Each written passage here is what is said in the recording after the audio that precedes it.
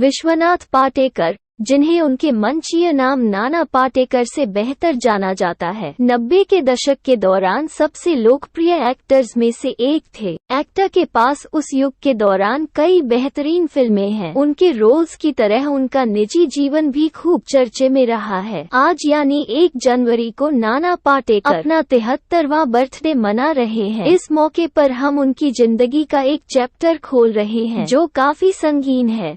मनीषा कोइराला के साथ उनका अफेयर भी चर्चा का विषय बन गया। यह 1996 की बात है जब नाना पाटेकर और मनीषा कोइराला अपनी फिल्म अग्निसाक्षी की शूटिंग के दौरान करीब आए।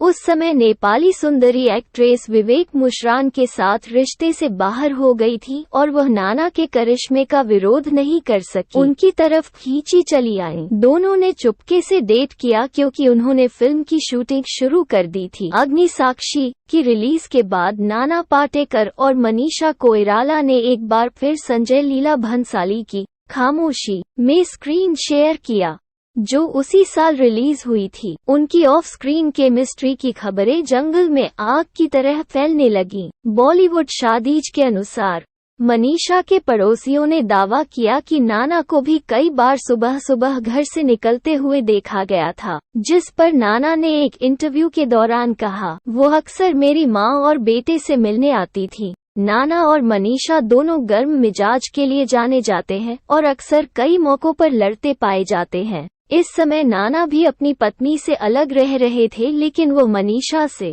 शादी नहीं कर पा रहे थे। अफवाहें ये भी थी कि वो आयशा जुल्का के प्यार में भी थे। रिपोर्ट के मुताबिक मनीषा कोइराला ने नाना और आयशा जुल्का को एक बंद कमरे में देखा था, जिससे मनीषा और नाना पाटेकर के बीच दरार पैदा हो गई।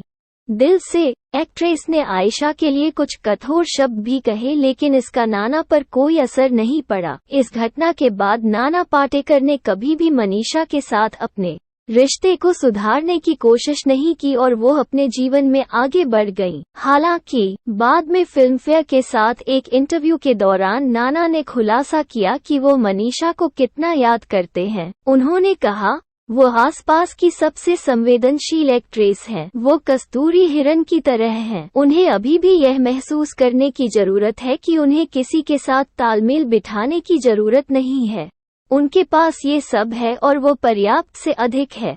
उन्होंने आगे कहा, जब मैं देखता हूँ कि वो अपने साथ क्या कर रही हैं, तो मैं मुश्किल से अपने आंसू रोक पाता हूँ। शायद मेरे पास आज उनके बारे में कहने के लिए कुछ नहीं है। ब्रेकअप एक बहुत ही मुश्किल दौर होता है। दर्द को जानने के लिए आपको इसका अनुभव करना होगा। मैं उस दर्द का वर्णन नहीं कर सकता जिससे मैं गुजरा हूँ। कृपया इस बारे में बात न करें। मुझे मनीषा की याद आती है। ऐसा लग रहा है कि मनीषा कोइराला से ब्रेकअप से नाना काफी प्रभावित हुए थे।